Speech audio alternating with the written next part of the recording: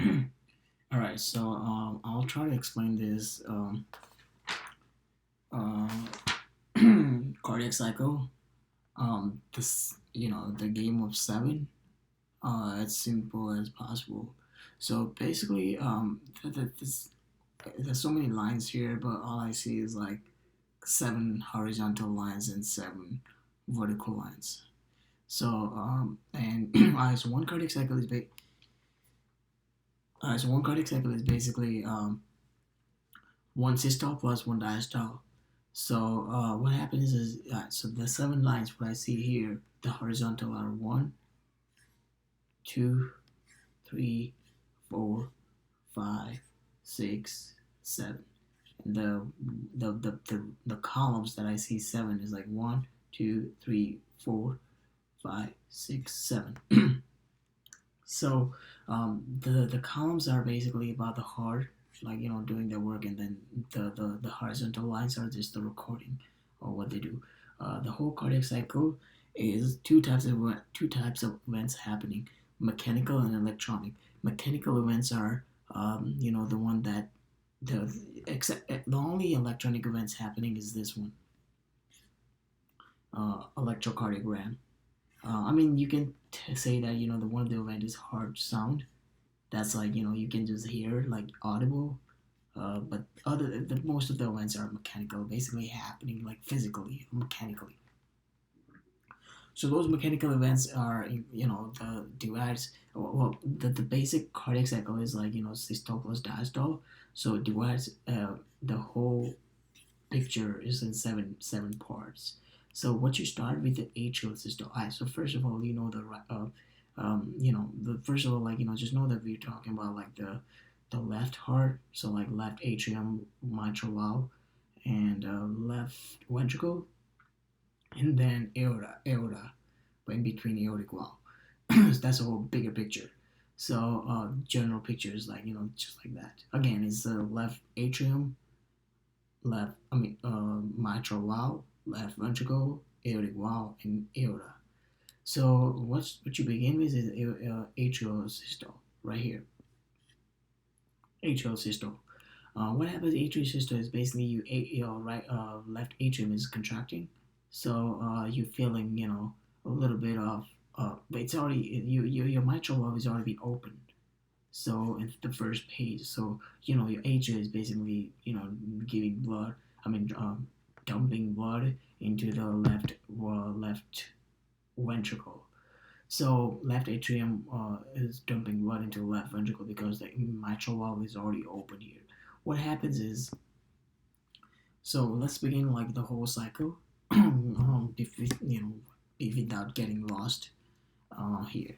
So first of all, atrial systole. A as a seven column. Let me just define seven columns first. So atrial systole, isovolumetric contraction, these two are basically ejection, the ventricular ejection. This one is rapid, and this one is reduced. And then you have again you have isovolumetric relaxation because you already finished systole. Now you need to relax. So isovolumetric relaxation, and then what you do is like because you dump everything from left ventricle to left atrium. I mean left ventricle to aorta. My bad. What you're gonna do, you need to fill the left ventricle. So you're gonna be rapid and fast. I mean, rapid and reduced filling here.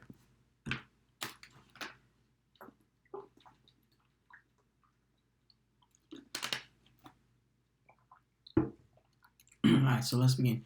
So you start from the electrocardiogram. So you have a P wave already here. So the P wave, atrial P wave tells you atrial depolarization. Atrial depolarization, that means the left atrium contract.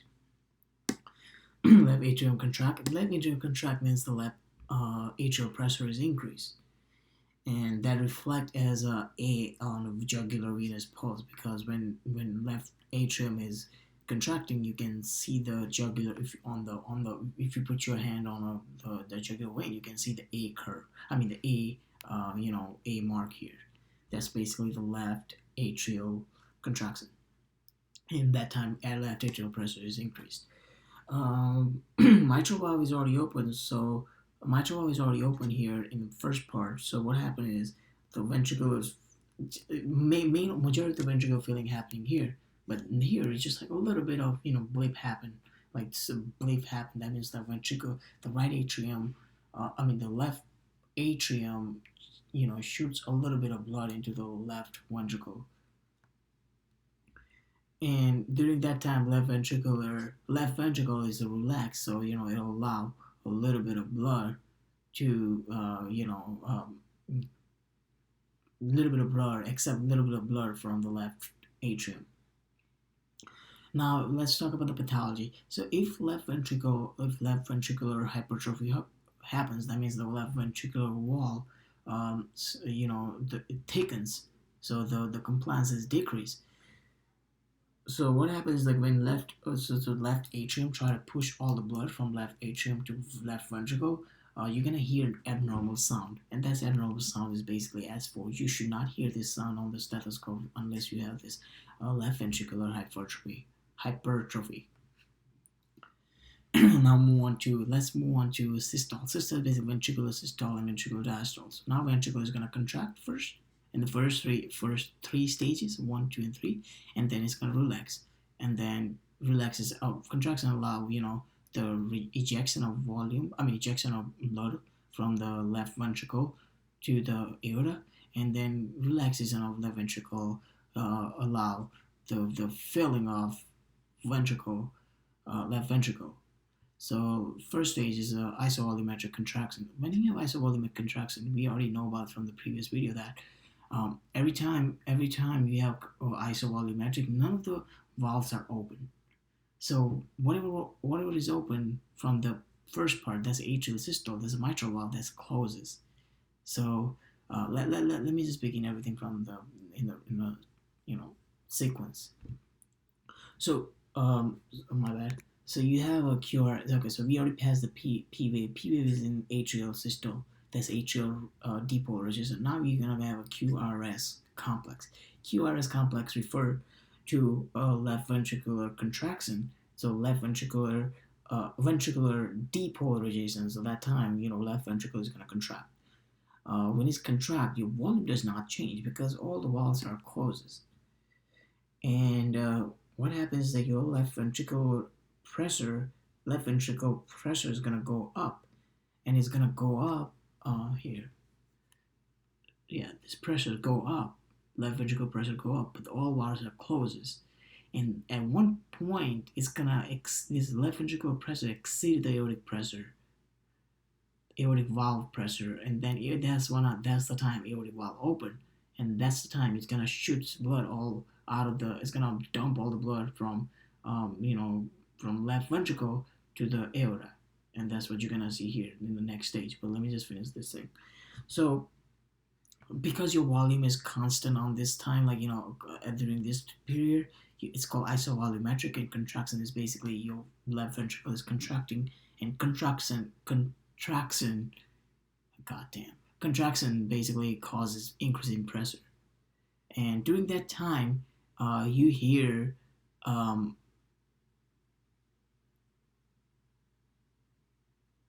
yeah. Oh, yes, yes. So during this time, what happens is, okay, so right here, because all valves are closed, so the whatever valve was open in the first part, there was a mitral valve. Now it's gonna close, and once it's closed, you're gonna hear the S1 sound. So all right, so there are four sounds: S1, S2, S3, S4. So S1, and S2, those are mitral valve closing and aortic valve closing respectively. And always you're gonna have a split of sound like the normal sound S1 and S2, because your left side of heart closes valve first, then your right side. What does that mean? That means that your mitral valve closes first before your tricuspid valve from the right side. And same thing with the S2 sound. When you're gonna hear, that's like your aortic valve closes first before your pulmonary valve closes. And S3 and S4, the abnormal sound. You should not hear this sounds on your patients normally. And so I finished that one. Okay, so now I'm gonna move on to all the valves are closes here. Now the increase in ventricular pressure cause exceeding the aortic pressure, and that's why now aortic valve is gonna open here, and then it's gonna shoot all the blood out of left ventricle to the aorta. So that's a rapid ejection. And then at one point, like your ejection is gonna reduce. And also this one, like it does like ST segment. Basically, ST segment is basically rapid ejection, ventricular ejection. That's what is represent. Beginning of the T wave, that's the time like your ejection is gonna reduce. Beginning of the T wave. And T wave, beginning of the T wave, T wave,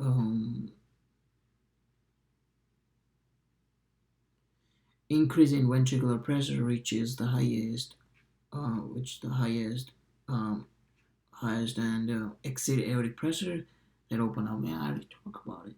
Aortic valve open and then shoots out the blood. Oh, during this time your left ventricular volume is gonna decrease. That means the end diastolic volume is gonna decrease, and it's gonna shoot everything here. I'm trying to make correlations of everything. That's why I'm taking a long time.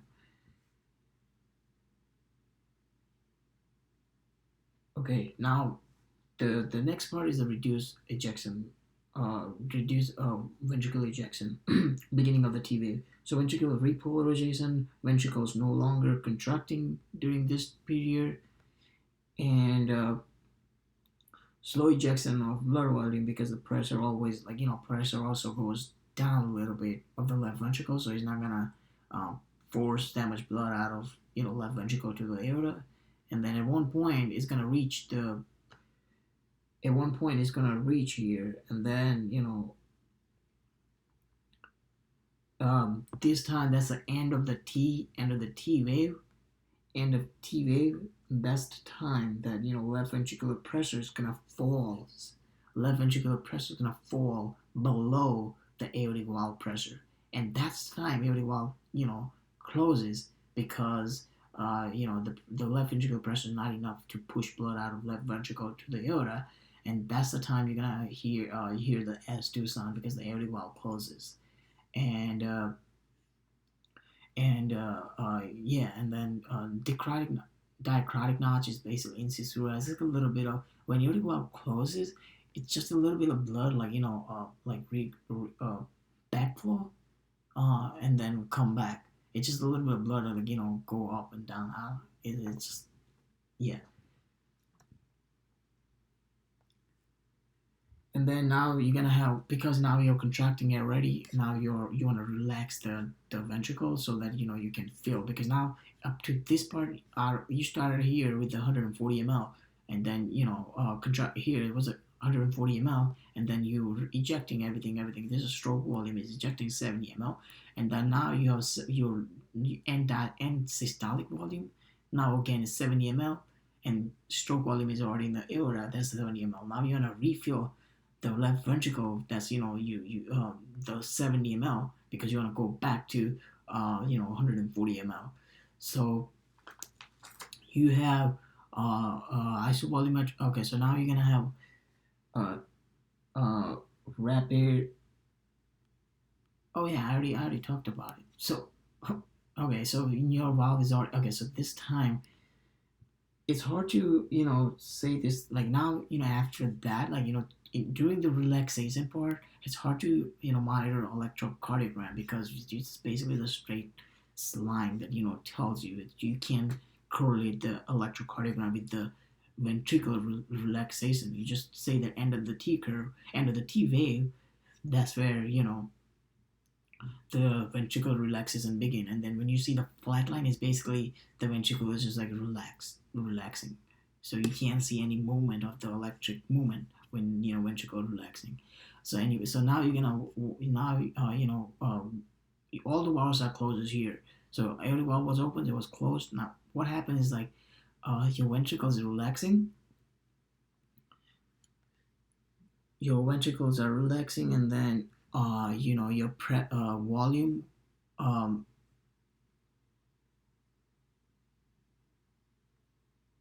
So volume remains okay. So this time, like up to this point, 70 ml is still 70 ml because volume doesn't change. What changes during this part, during the relaxation, is the pressure of the left ventricle. That pressure is gonna go down to where it started, so that so become decreasing pressure causes increase in relaxation, because you have to have a relaxed ventricle to fill the ventricle, again. And so now you back to the low left ventricular pressure. That's kind of not low, but like it's a normal ventricular pressure, and that's the time. But this pressure at here, the left ventricular pressure is still low. It's even lower. It's even lower than left atrial pressure. That's like right here, because during all time when you were doing this, like getting like relaxed the left ventricle and all, the atrial was getting blood from the pulmonary vein and like oxygenated blood, and that pressure was going up. So now what's gonna happen is left atrial pressure is higher than left ventricle. That's gonna cork open the mitral valve, and that's gonna push all the blood from left atrium to left ventricle. So what happens, because in the beginning, you have 70 ml in the left ventricle, all the blood from left atrium that you got from pulmonary vein, the oxygenated blood, is gonna dump everything in here like rapidly,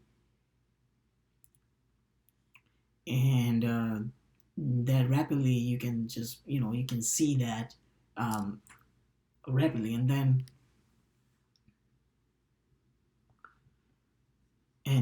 normally you should not hear the mitral valve, like the blood flow from left atrium to left ventricle through the mitral valve.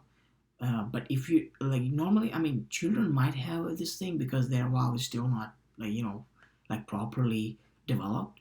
But in adult, you should not hear S3 sound. S3 sound is basically tells you that there's a blood flow from left atrium to left ventricle through the mitral valve.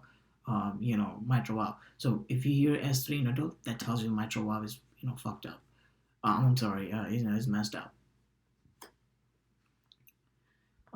And then now you're gonna move on to the last part, that's like reduced.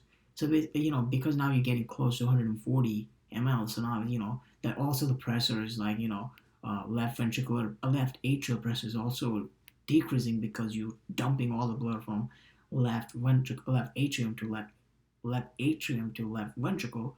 So now pressure in the left atrium decreases, and it's almost like parallel to the left ventricle. So now, it's gonna continue job filling it, and it's gonna go on to the atrial systole, where the cycle is gonna begin again. Like P electric, electric current, like the P wave is gonna come, and then all the cycle is beginning, all over again.